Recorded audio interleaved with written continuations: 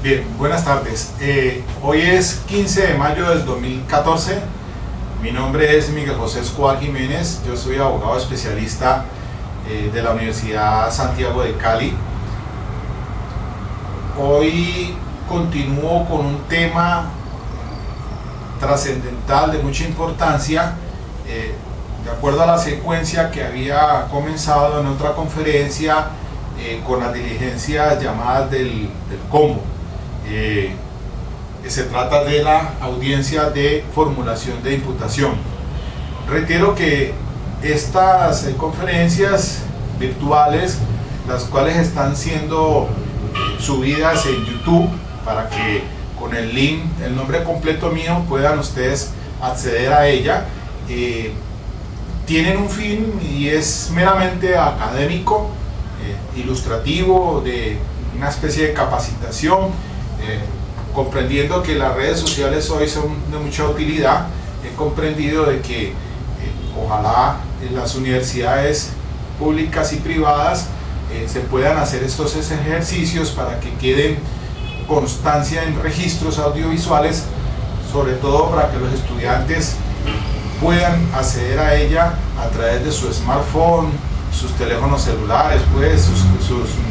sus tabletas, sus equipos de computadores, es decir, todas las redes sociales. Cuantas veces puedan repetir esto es excelente, de manera que es con ese propósito que estoy trabajando en ello. Mi página web, abogadomje.com. Bueno, esta sesión seguramente no la alcance a completar en 45 o máximo una hora, que es lo que incluye una cátedra normal. Es posible que tengamos que hacerlo en varias sesiones porque es extenso el tema, muy complicado. Didácticamente puedo hacerlo más explícito, más comprensible que se pueda, para que entonces podamos tener un concepto básico sobre la famosa llamada audiencia formulación de imputación. Esto tiene unos componentes como actos procesales del debido proceso y también un ejercicio dogmático, que tenemos que tener esa formación desde el punto de vista dogmático para poder asistir a esta audiencia de formulación de imputación, que es una de las más importantes en el sistema penal acusatorio.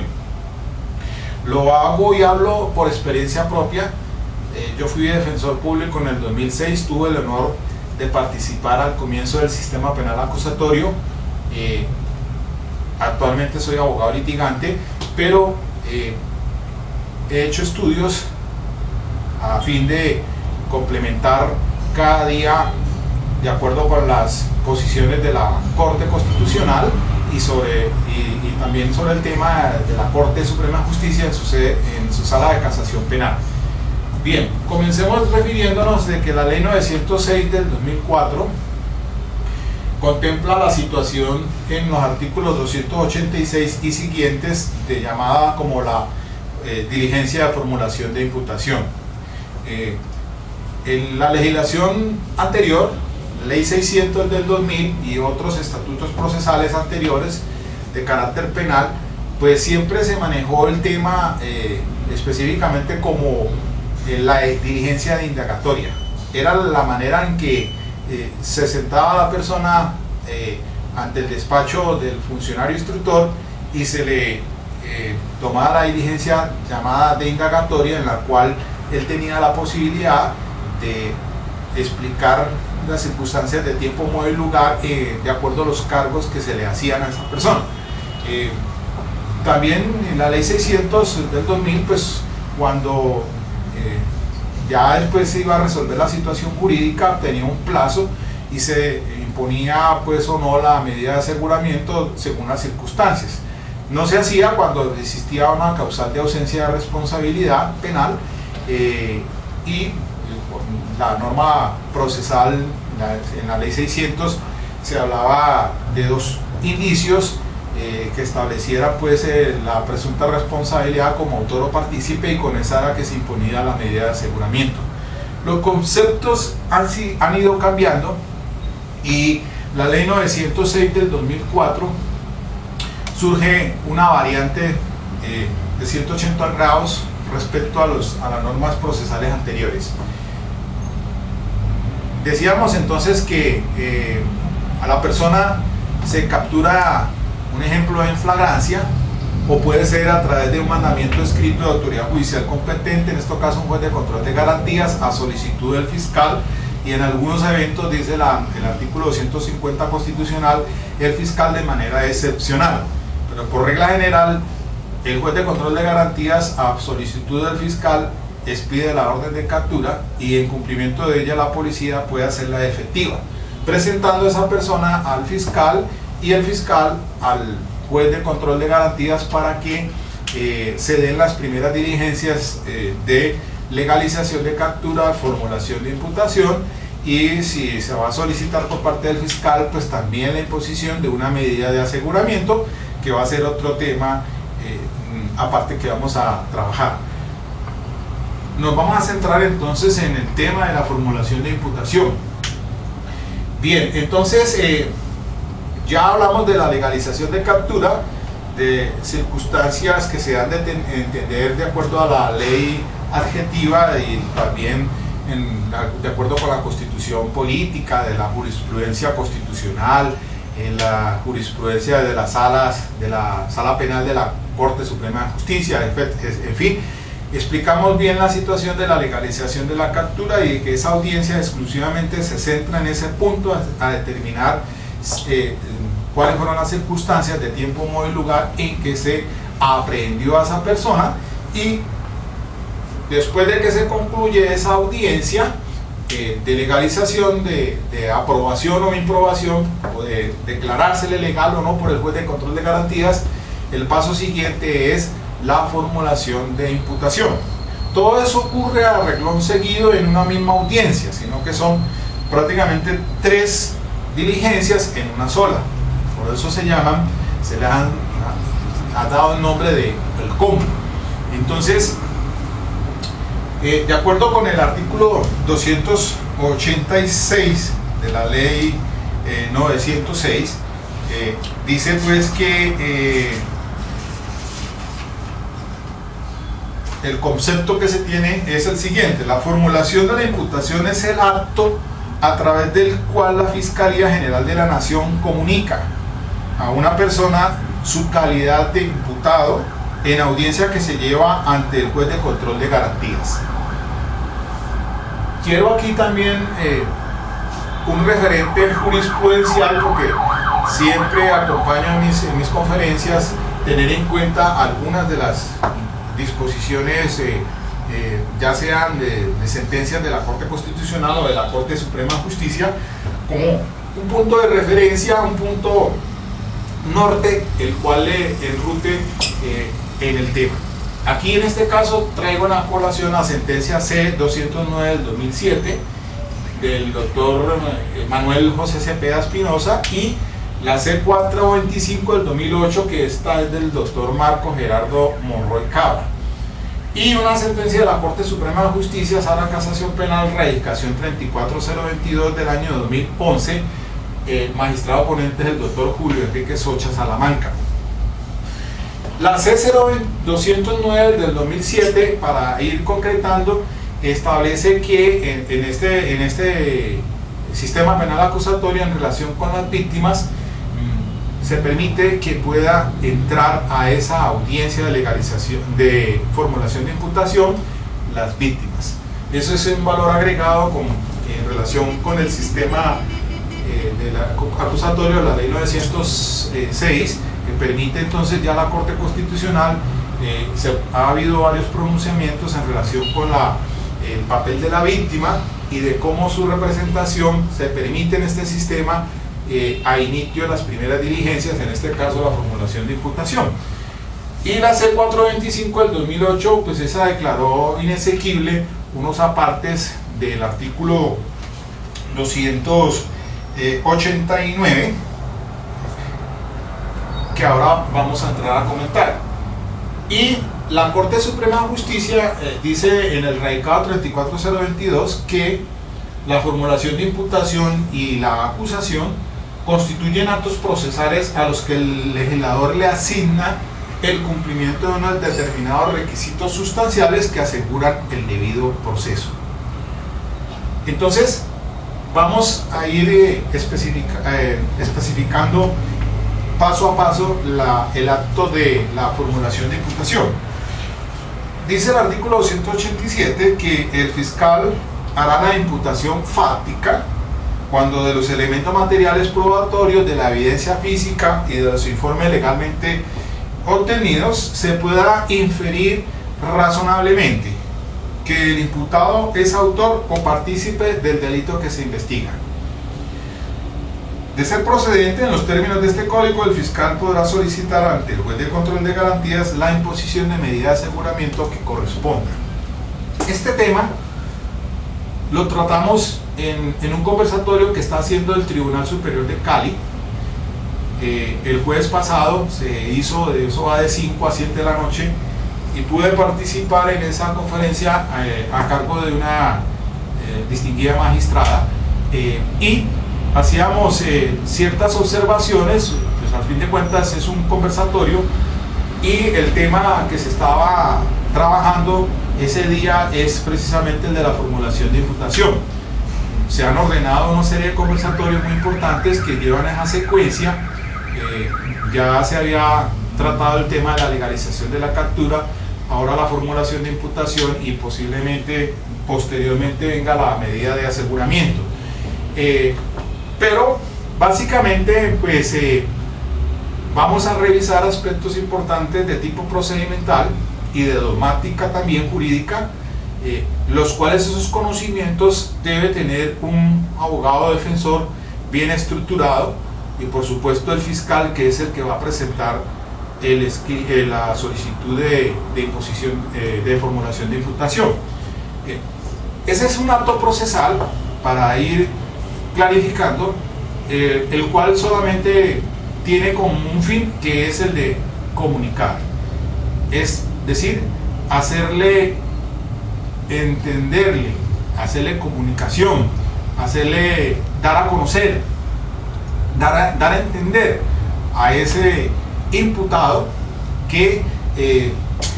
ha cometido pues unos hechos que son jurídicamente relevantes, y el fiscal hará entonces una calificación jurídica provisional, de acuerdo pues teniendo en cuenta esa relación sucinta de unos hechos. Principalmente hechos es lo que tiene que tenerse en cuenta, porque hablamos pues de una imputación fática. Entonces tiene unos requisitos, y dice el artículo 288. Primero que todo, se hará la individualización concreta del imputado, incluyendo su nombre, los datos que sirvan para identificarlo y el domicilio de citaciones. Segundo, hará una relación clara y sucinta de los hechos jurídicamente relevantes en un lenguaje comprensible, lo cual no implicará el descubrimiento de elementos materiales de prueba, ni evidencia física, ni información obtenida en la fiscalía, sin perjuicio de lo requerido para solicitar la imposición de medida de aseguramiento. Y por último, la posibilidad de allanarse. Es decir, en esta fase procesal no hay un descubrimiento como tal de elementos materiales de prueba, ni evidencia física. El fiscal no está, de acuerdo con esto, en ninguna obligación de entregarle elementos materiales de prueba o de descubrirlos para el hecho pues de solamente formular la imputación, salvo la audiencia de medida de aseguramiento, que sí habrá un descubrimiento y una controversia, como veremos más adelante. Entonces, lo que se hace en esa audiencia es de que el fiscal presenta esos hechos en un lenguaje comprensible. Los hechos es el núcleo esencial. Cuando hablamos de hechos, son una relación sucinta de lo que aconteció, de lo que sucedió. Dígase usted, por ejemplo, en un caso de homicidio, pues estaríamos hablando entonces que se le causó heridas a otra persona de carácter mortal, lo que le produjo pues el deceso por unos impactos que se hicieron con un arma de fuego. Entonces se hará unas circunstancias de tiempo, modo y lugar, una relación de hechos concretos, y después entonces la calificación jurídica provisional que se está haciendo allí, porque tendrá que citar por ejemplo el artículo 103 o el 104 según el caso, si es un delito simple, hurto simple, si es un homicidio simple, o si es un homicidio agravado o calificado, pues ya tiene una connotación diferente, porque para el homicidio simple 17 años, para el homicidio agravado 33 años en adelante, sin que supere los 50 años, a no ser que sea por la situación de un concurso, que sí puede pasar el tiempo que establece la ley, el Código Penal. Entonces esos hechos fácticos se hacen en ese lenguaje comprensible, a efectos de que la persona pueda entonces tener la posibilidad de allanarse a la imputación y a obtener una rebaja de conformidad con el artículo 351. Miremos que el 351 señala que la aceptación de cargos determinados en la audiencia de formulación de la imputación comporta una rebaja hasta la mitad de la pena imponible, acuerdo que se consignará en el escrito de acusación. Hago la aclaración de que una cosa es la flagrancia, porque de acuerdo al texto que estábamos leyendo en el tema de la flagrancia, el 301 señala que en el parágrafo la persona que incurra en las causales anteriores, o sea en caso de flagrancia, solamente tendrá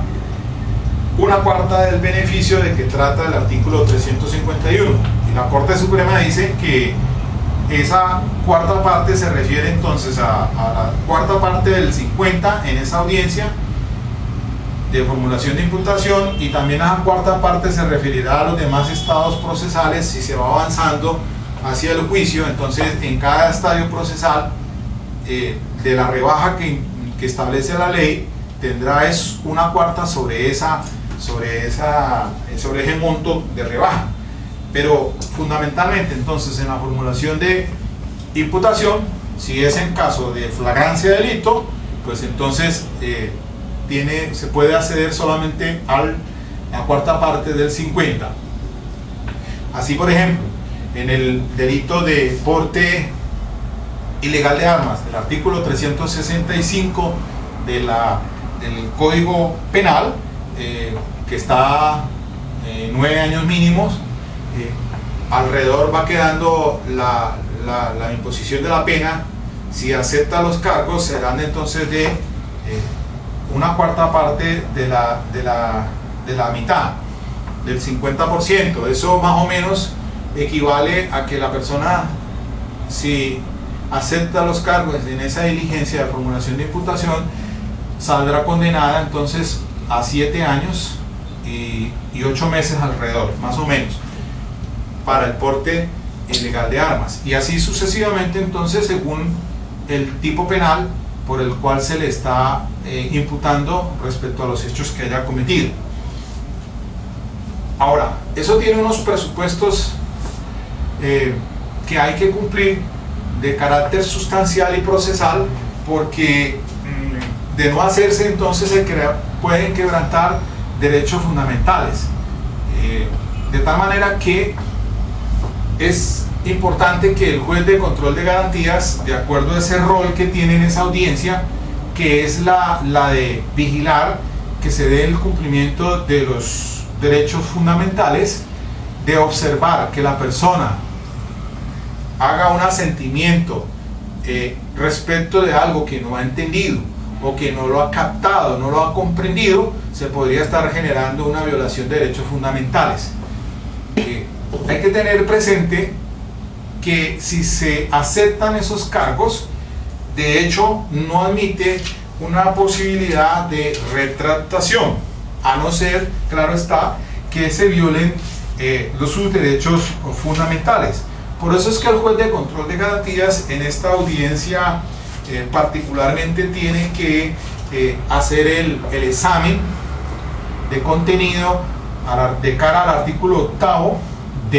es decirle a esa persona, antes de que acepte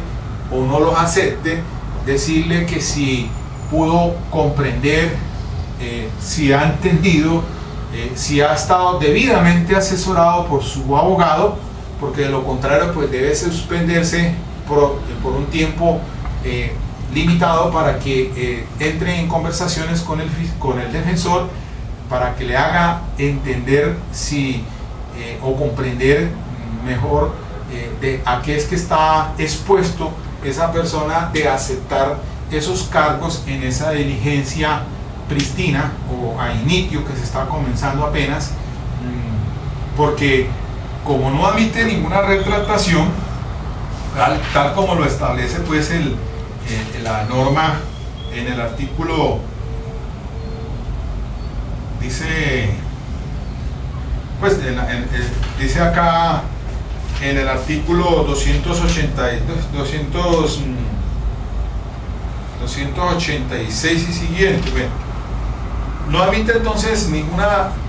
retractación a no ser que se violen derechos fundamentales. Según la experiencia y por lo que manifestó la funcionaria colegiada del tribunal, ella pues se han dado situaciones donde la persona, violándose ese entendimiento y esa comprensión, ese consentimiento que debe estar libre de asistido, porque debe estar en sus 5 sentidos y comprender la persona que lo que se le están diciendo y en relación con esos hechos y esa calificación jurídica le va a generar obviamente,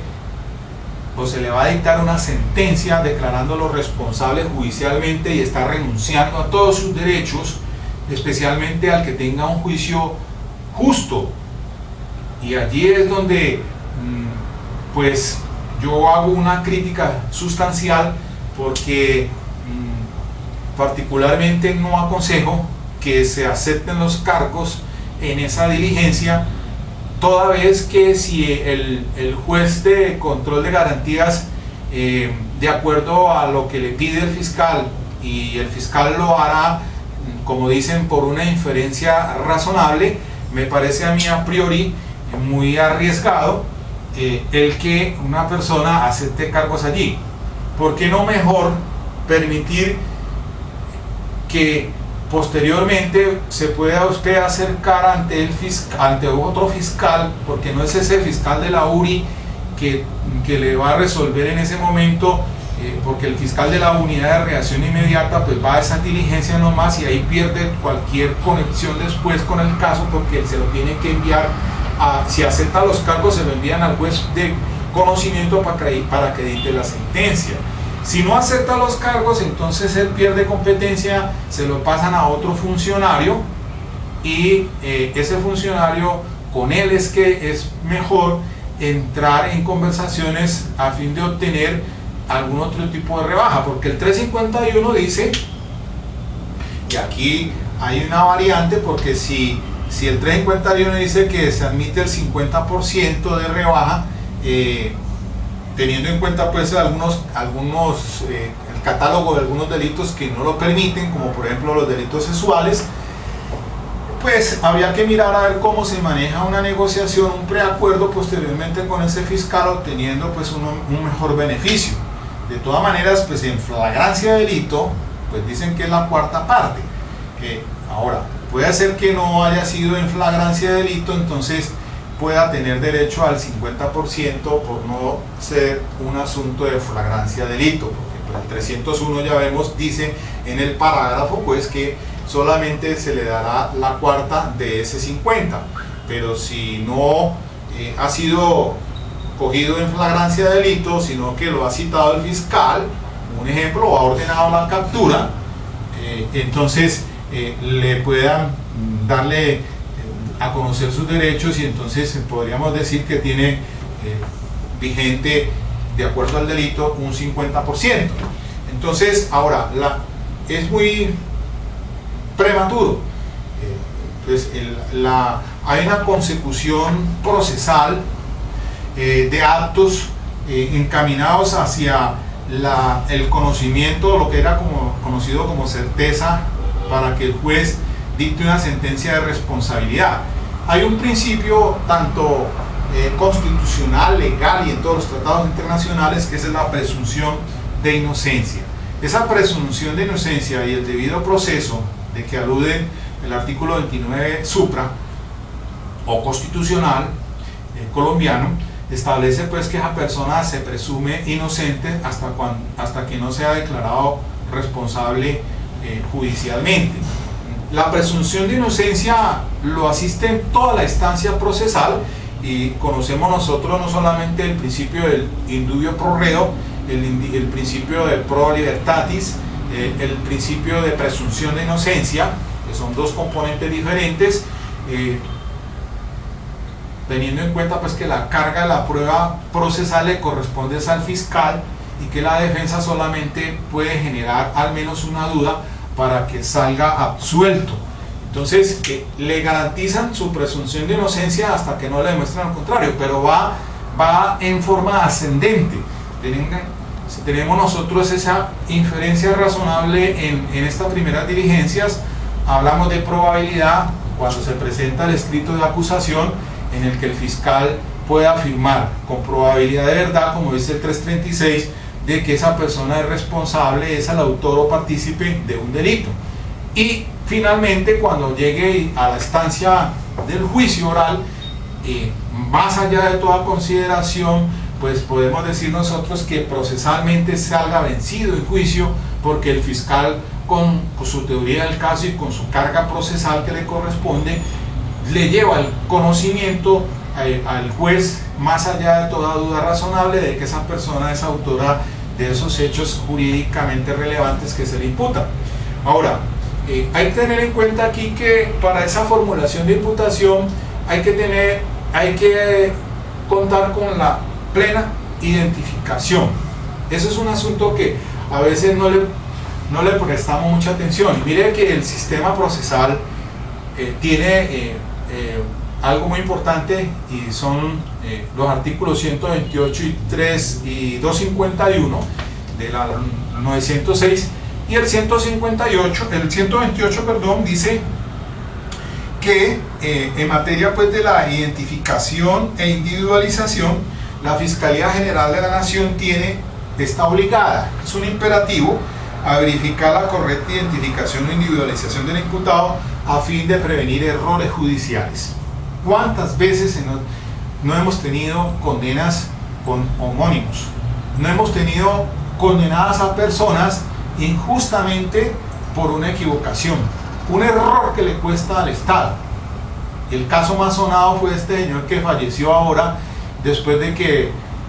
se decía pues del atentado contra Galán. Estuvo detenido mucho tiempo, después demandó al Estado, ganó la demanda, y finalmente pues el señor no pudo disfrutar de eso porque murió, pero estuvo procesado tanto tiempo injustamente. Y así, cuántas personas no han salido condenadas y resulta que no han sido plenamente identificados. Entonces el sistema ahora el procesal penal señala que una vez se capture a esa persona, y de acuerdo con los métodos criminalísticos de identificación del 251, que son pues las huellas decadatilares, teniendo en cuenta pues el principio de criminalística, hay unas huellas morfológicas. Nadie tiene en el mundo no aparecen dos personas con las mismas huellas, o por lo menos sus características morfológicas. El sistema daltónico, el sistema que les ha permitido a la policía determinar pues de acuerdo a los perfiles morfológicos de la huella decadatilar, da las características, y esa permite la identificación plena de la persona, el ADN y la carta dental. Pero también hay otros sistemas que permiten la identificación, como dice el parágrafo segundo, el inciso segundo del 251 de la ley 906. Pero capturada entonces esa persona, dice ser fulano de tal, pero no tiene cédula, habrá que entonces tomarle el registro de dactilar y solicitar, hacerse la comparación en la oficina de registro del Estado Civil para determinar plenamente que esa persona es. Eso es un proceso conocido como delofoscopia, y hay policiales expertos en esto, en dactiloscopia, que se encargan de identificar plenamente a esa persona. De no hacerse, de no tener una comparación, entonces, o no tener cédula, habrá que enviarse entonces la huella dactilar al registro, al Estado Civil, para que en menos de 24 horas se envíe una fotocédula con un nuevo registro numérico con el nombre que dé la persona que dice ser. Esa es la forma de la plena identificación. Y mira que el artículo 287 establece, el 288, perdón, dice que pues habrá una individualización, tiene que estar individualizada concretamente esa persona. Lo mismo señala el 337 en su numeral primero, cuando se presenta ese escrito de acusación, ese formato que se presenta también debe estar plenamente identificado con sus nombres, con sus datos personales, con su sistema de identificación y datos del lugar de ubicación, plenamente identificado, para poder entonces decir que esa persona es fulano de tal, que es el presunto autor o responsable de esos hechos. Esas son cosas que nosotros tenemos que tener muy presentes. Ahora, otro asunto es el de la declaración de persona ausente o la declaración de contumaz. Son dos conceptos muy diferentes, y si bien el de la declaratoria de contumacia se refiere al artículo 291 de la ley 906, ¿sí? Y contumaz se considera esa persona que, habiendo sido citada, por cualquier razón no comparece. Entonces se sabe, plenamente está aprobado su ubicación, se le ha notificado que debe ir a la formulación de imputación con su abogado de confianza, y si no lo hace, entonces se declarará contumaz, y con ese abogado que ha nombrado, al que le haya dado poder, o el que le nombre la Defensoría Pública, es que se hace entonces la formulación de imputación. Mientras que la persona ausente es la persona a la cual se le ha tratado de ubicar por todos los medios, pero no ha sido posible. A ella se refiere la ley 906, cuando dice pues entonces que tiene que dejarse todas las constancias pertinentes a efectos de dar con la ubicación de esa persona. Y ya la sentencia C591 del 2005, la componencia de la doctora Clara Inés Vargas, ella en esa providencia, que es muy importante revisarla porque tiene aspectos esenciales sobre el sistema penal acusatorio, y particularmente en este tema entre la diferencia de persona ausente y contumaz. Persona ausente, entonces habrá que dejar, con el juez de control de garantías habrá que hacerse todo el procedimiento de notificación por un medio radial y de prensa, dejarse las constancias y nombrarse un abogado de la Defensoría Pública a efecto pues, de que lo asista procesalmente. Dice eso los artículos 126 y 127 de la ley 906 en materia pues de la ausencia del imputado, porque la diligencia pues no puede suspenderse allí, habrá que continuar con el abogado, ya sea de un abogado en este caso de la Defensoría Pública, porque pues si no lo han ubicado, a no ser que él tenga conocimiento, que es muy diferente, y dé un poder a un abogado para que lo represente, entonces ya no sería el procedimiento de persona ausente, sino de contumacia. Bien, esos puntos son relevantes en materia pues de los aspectos procesales de esta audiencia de formulación de imputación. También hay que ser explícitos y eso sí dejarlo claro entonces, que este asunto de aceptación de cargos en la formulación de imputación no admite retractación, y así está contenido en la ley 906, porque dice la norma textualmente que si el juez de garantías pues ha hecho ese control constitucional en pro de que se le hayan respetado todas sus garantías fundamentales, y observa que hay el libre consentimiento, que ha entendido que ha sido debidamente asistido por su abogado,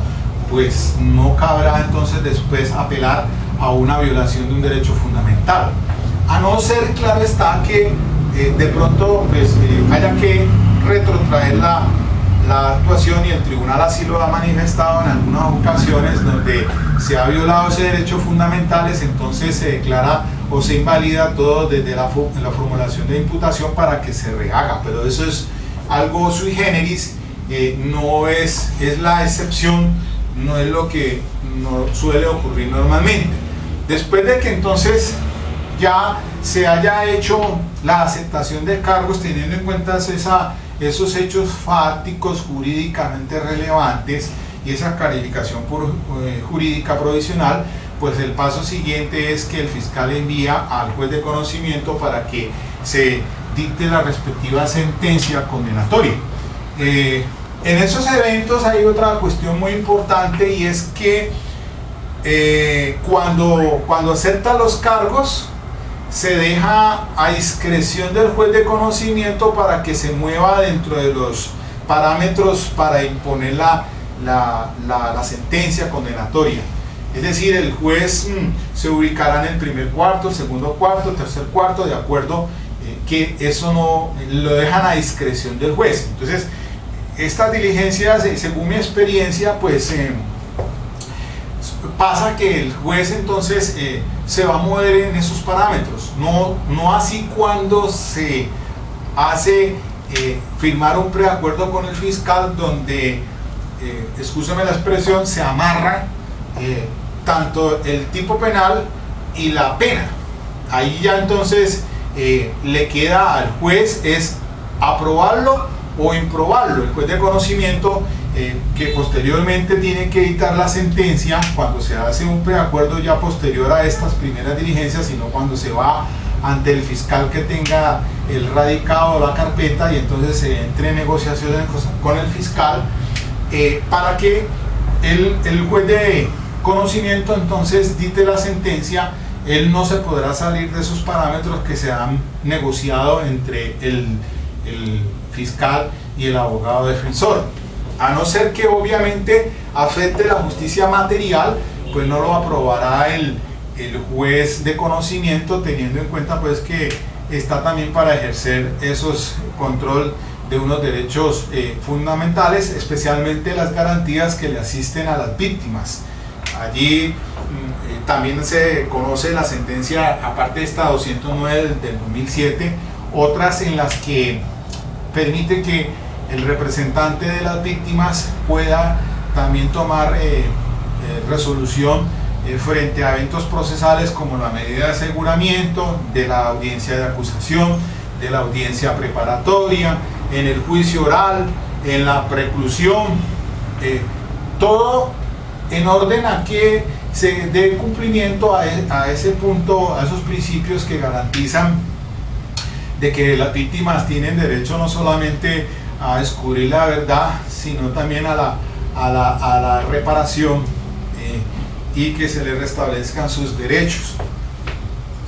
Tienen derecho, pues, como decimos, a la verdad, a la justicia y reparación. Entonces, esos puntos debemos tenerlos presentes. Ahora, dice el artículo 289, una situación sui generis también, que en caso pues de que la persona, el imputado, esté en estado de inconsciencia, pues solamente con él se podrá hacer es la legalización de la captura con el abogado defensor, y se dejaría en stand-by el asunto de la rebaja de pena que tiene derecho o de aceptar los cargos posteriormente. Ahora, si esa persona está, como dice en el parágrafo segundo del artículo 289, si está el capturado se encuentra recluido en una clínica o en un hospital, pero consciente y en estado de salud que le permita ejercer su defensa material, entonces el juez del control de garantía a solicitud del fiscal se traslada al lugar para efectos de legalizar la captura, formular la imputación y las respuestas a las demás solicitudes de las partes. Ese parágrafo tercero de este artículo fue declarado inexequible, como dije al principio, con la sentencia C-425 del 2008 del doctor Monroy Cabra, en el entendido pues de que se declaran tanto el punto de que hace alusión el parágrafo primero, dejó sin efectos lo de formular imputación o solicitar medidas de aseguramiento y hacer otras solicitudes. Solamente se hace es para la captura cuando la persona pues esté en estado de inconsciencia, y el parágrafo tercero fue declarado inexequible porque realmente no se compadecía precisamente de que ya ha dicho la Corte Constitucional y la Corte Suprema de Justicia que se debe resolver es dentro de las 36 horas, porque el fiscal debe poner a disposición inmediatamente ese capturado, o al más tardar dentro de los términos de las dentro de las 36 horas, sin pasarse de ese tiempo, porque constitucionalmente y legalmente así está establecido, de acuerdo pues a lo que veíamos cuando abordamos el tema de la audiencia de legalización de la captura. Miremos que hasta allí esos son los actos procesales que se dan al lugar. Esa diligencia de formulación de imputación pues no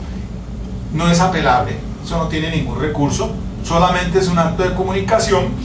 Lo que sí quería hacer la observación, y de pronto teniendo en cuenta lo que dijo la magistrada en esa conferencia anterior, pues de que cada uno tiene su rol. El fiscal pues él tiene su rol, él de acuerdo con esa carpeta tendrá allí algunos elementos materiales de prueba y tendrá que hacer unos hechos fácticos y jurídicos.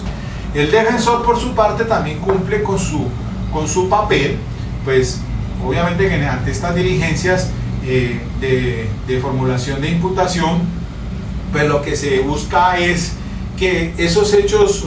fácticos pues se compaginen con la calificación jurídica, porque es que hay un principio de congruencia, como dice el artículo 448, y entonces el cual fue declarado exequible por la C025 del 2010, y nadie puede ser acusado o condenado por unos hechos que no figuren en la acusación, ni por delitos por los cuales no se ha solicitado una condena. El principio de congruencia ha dicho la Corte Suprema de Justicia que va desde esa misma formulación de imputación hasta el momento en que se dicta la sentencia. Dígase usted que, por ejemplo, en este caso, en la formulación de imputación deben estar plenamente clarificados en un lenguaje comprensible, porque esa congruencia debe acompañarlo también cuando, si se aceptan los cargos, pues el paso siguiente es dictar la sentencia condenatoria. O sea que es una unidad inescindible, y básicamente el núcleo central es el hecho como tal, porque la calificación jurídica puede variar incluso. Es decir, allí por ejemplo está el artículo 443, que ya es en el alegato final, cuando el fiscal, cuando después de observar el soporte probatorio en el juicio oral, puede de manera circunstanciada calificar el delito. Entonces, obviamente que eso tiene unos presupuestos, y el juez, por ejemplo, no podrá condenar de un delito menor a un delito mayor. Ahora, puede cambiarse la calificación jurídica dentro del género, teniendo en cuenta pues que lo que se debe mantener inmodificable son los hechos, porque usted no puede resultar condenado de un peculado a un hurto, o pasar de unas lesiones personales a una tentativa de homicidio. Podrá ir de mayor a menor, y eso lo puede hacer el juez incluso. De un delito de homicidio podrá podría considerarse que fue tentada. Entonces, esos aspectos importantísimos tal vez los tengamos que referir en una conferencia aparte sobre lo que se conoce como el principio de congruencia, porque ya la Corte Suprema de Justicia ha establecido unos parámetros muy importantes y que sería bueno evaluarlos, pero en otra oportunidad. Ahora solamente me ubico en este tema de la formulación de imputación. Ahora, decía al principio que lo importante que es el acto procesal, pero también hay algo de dogmática jurídica, que es la formación profesional tanto del fiscal, del defensor, del Ministerio Público, el representante de las víctimas o del juez de control de garantías. Porque es que, de acuerdo con esos hechos fácticos, pues tendrá que hacerse esa calificación jurídica. Y es que ya en la casuística suelen pasar cosas curiosas. Yo hago referencia siempre a esto porque en cierta oportunidad una señora defendiéndose de un esposo que siempre llegaba ebrio a violentar contra ella, justamente un día de la madre, la señora no soportó más y se le abalanzó con un arma blanca, hiriéndolo a la altura de la pierna, lo cual pues le causó una herida cortante, causándole un trauma en la vena femoral. El señor, por su estado de ebriedad, quedó en el sillón de la casa, pero se desangró. Cuando llega la policía, lo encuentran a él ya desangrado, fallecido, había muerto a consecuencia de esa herida con arma cortante. La señora la ponen a disposición de la fiscalía y después se le lleva ante el juez de control de garantías para la formulación de imputación. Los conceptos aquí son muy claros de comprender cuándo es un delito doloso, cuándo es un delito culposo y cuándo es un delito preterintencional. En nuestra legislación colombiana, quizás el único tipo penal, quizá no, el único tipo penal que existe es el del homicidio preterintencional, porque la norma dice, el Código Penal dice que los delitos culposos y preterintencionales tienen que estar plenamente definidos, mientras que pues, los delitos dolosos, pues hablamos del homicidio simple, el homicidio agravado, del carácter doloso, pero también no hay por violación al deber jurídico de cuidado, y hablamos entonces del homicidio culposo, normalmente en accidentes de tránsito. Hablamos también del homicidio preterintencional, porque la norma dice que preterintencional es cuando va más allá de la voluntad, de lo querido. Y entonces la fiscalía, pues ella formuló la imputación por un homicidio agravado, y pues uno hacía desde el banco acá, porque no estaba participando, pues hacía la reflexión de si estábamos ante un homicidio preterintencional y la pena pues es menor que el homicidio doloso, y más en un homicidio agravado. De cómo entonces la persona, si en ese momento no se le clarifica bien, no va a comprender, y qué tal aceptando unos cargos por un delito que va a ser agravado cuando es un homicidio preterintencional. Mucha gente, créanme en esto, están condenados porque no entendieron los cargos. Eso solía pasar al principio del sistema, ¿no? Yo creo que todavía pasa eso, porque el común de la gente no tiene a veces el entendimiento, y menos personas que tienen un bagaje cultural, aquellas personas que están, como dice el principio constitucional, el principio de igualdad, que están en desigualdad de otras personas. Puede ser por su estado de pobreza, puede ser por su estado mental, etcétera, etcétera. Pero eso a veces no lo estiman allá. Suele pasar que llevan una persona hasta drogada, una persona que tiene su cabeza en otro lado. No está mentalmente bien para responder y aceptar unos cargos y terminan condenados. Después dicen, por Dios, ¿yo qué fue lo que hice? ¿Por qué acepté esos cargos? No fue que el abogado me aconsejó. Tremendo problema. No voy a decir que todos, porque pues somos algunos abogados, y me incluyo en ellos, por supuesto, pero debe tener uno conciencia muy clara de que hacer aceptar cargos en esas diligencias es muy riesgoso, y menos con esa inferencia razonable. Lo decía ahora, porque eso gradualmente se va dando. Tiene que ir a medida que la investigación va avanzando, pues el fiscal tendrá que ir pasando por esos estadios procesales de la probabilidad, que es el camino hacia el conocimiento más o menos, o el hallazgo de la verdad. El fiscal que presenta acusaciones, porque ya él fija el punto norte y va a decirle allá al juez seguramente con toda probabilidad de verdad, es decir, acercándose a la certeza de que esa persona es responsable. Y ya en el juicio, vencido en juicio, porque ese conocimiento se superó y el juez tiene plenamente convencimiento de eso. Entonces, si esa forma de gradualidad de la prueba se va a manejar con ese criterio aquí en las primeras diligencias, y máxime cuando es un fiscal de la unidad de reacción de inmediata que muchas veces trasnochado, que una persona que con muchos problemas llega allá y va a presentar con eso tímidamente una imposición de medida, de formulación de imputación con esos elementos de prueba, es riesgoso. Yo no voy a decir, y aquí eso dejo claridad, de que hay fiscales muy probos, hay fiscales bien, con conocimiento en dogmática jurídica, los hay abogados defensores, los sabemos, los jueces de control de garantías. Pero un juez de control de garantías, y es la pregunta del millón, ¿podrá ese juez de control de garantías, saliéndose de ese rol, ir a decirle al fiscal, señor fiscal, mire, usted está cometiendo un error? Eso no se llama homicidio agravado, sino homicidio preterintencional.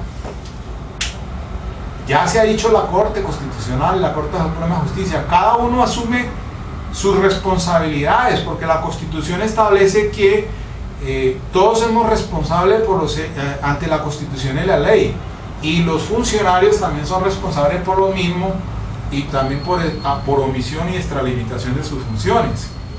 Ahora, no hay cargo que no esté definido cargo público que no esté definido ni en la Constitución o en la ley, y nadie puede, de acuerdo al artículo 121 constitucional,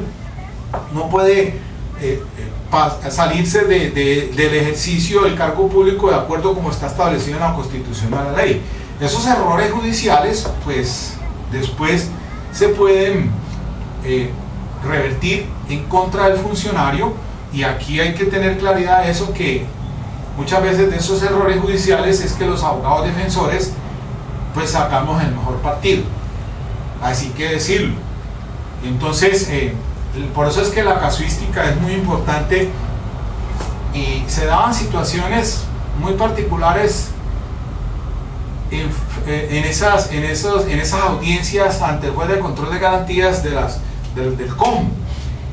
Por ahí, por ejemplo, en un caso donde a una persona se les indicaba por una tentativa de homicidio, porque el señor estaba hospitalizado, la víctima, y ese señor aceptaba cargos por esa tentativa de homicidio.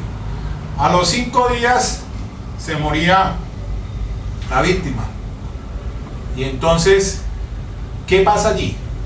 ¿Qué sucede en ese evento cuando usted aceptó cargos por una tentativa de homicidio? Pues diga usted lo contrario, que de pronto no acepte los cargos y después se muere el señor. Al fiscal entonces ya pues no va a hacerle la acusación por la tentativa de homicidio, sino por el homicidio. Pero ¿qué pasa en el primer caso? Habrá que entonces invalidar esa aceptación de cargos a efectos de que haga la imputación correctamente de acuerdo al desenvolvimiento de esos hechos fácticos, ¿no? teníamos que ver muy bien. Entonces son cuestiones de dogmática jurídica y lo voy a dejar aquí nomás para que en otra sesión bien importante voy a explicar todo el aspecto relacionado con el dolo, la culpa, la preterintención. Manejemos lo de conocer bien lo de las causales de ausencia de responsabilidad del artículo 32. Mire, eso es un problema también cuando se plantea en relación con, me adelanto un poquito, en la relación con la audiencia de imposición de medida de aseguramiento. Si la medida de aseguramiento tiene unos fines constitucionales, ¿será que es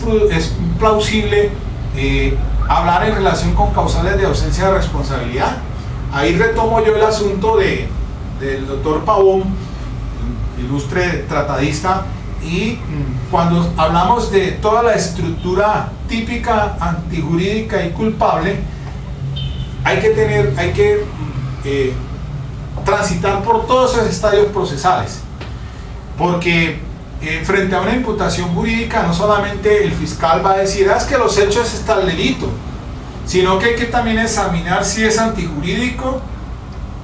si estamos ante una antijuricidad formal o una antijuricidad material o la lesividad real, o si estamos también ante una causal de ausencia si estamos ante la culpabilidad. Entendamos la culpabilidad como la imputabilidad y la exigibilidad, todos los presupuestos de la culpabilidad. Entonces, en la estructura de la conducta punible típica, antijurídica y culpable, también hablamos de las causales de ausencia de responsabilidad, o ya ahora en el artículo 32, causales de antijuricidad, causales de inculpabilidad, como las causales negativas del tipo del tipo penal, de la antijuricidad. Y si hablamos del tipo penal, pues tenemos que hablar del tipo objetivo, del tipo subjetivo, y tenemos que hablar de toda la tipicidad del delito como tal. Si estamos ante un delito de resultado, un delito de conducta instantánea, de conducta permanente, si de acuerdo a los sujetos activos, si es monosubjetivo, si es plurisubjetivo, y que hay que tener claridad si es un delito de resultado y cabe la tentativa como un tipo amplificador del tipo penal. Si estamos ante un hurto, que es un delito de resultado, hay que tener en cuenta también toda la jurisprudencia en relación con la disponibilidad del bien jurídico para hablar si es tentado o es consumado. Lo mismo pasa con el homicidio. Entonces, los delitos de resultado pues tienen ese manejo frente a esa estructura. Tener conocimiento también sobre las conductas de omisión. Hay omisión propia, omisión impropia, los delitos culposos, los delitos de... Todo eso, si el abogado no está bien estructurado, pues realmente no está haciendo un papel dentro de ese rol el cual se lo exigen para esa diligencia. Es que no solamente se trata de decir estos hechos y este delito ya, y ahí tenga. No, por eso es que yo no aconsejo nunca acepte los cargos. Al principio hubo situaciones antes de entrar esa reforma de las leyes 1453 y 1142. Ya hoy en día pues se ha desnaturalizado el sistema penal acusatorio, porque siguiendo la instrucción de los gringos, desafortunadamente aquí que se implantó el sistema y quiere que se vaya a juicio, se fuera nomás el 10% y se negociara todo con un 90%. Ahora es a la inversa, ahora se va todo el 90% a juicio y solamente se negocia un 10%, y eso cuando están en situación de flagrancia de delito, y por eso están atiborrados los despachos judiciales. Por eso el sistema penal acusatorio está a punto de colapsar, o si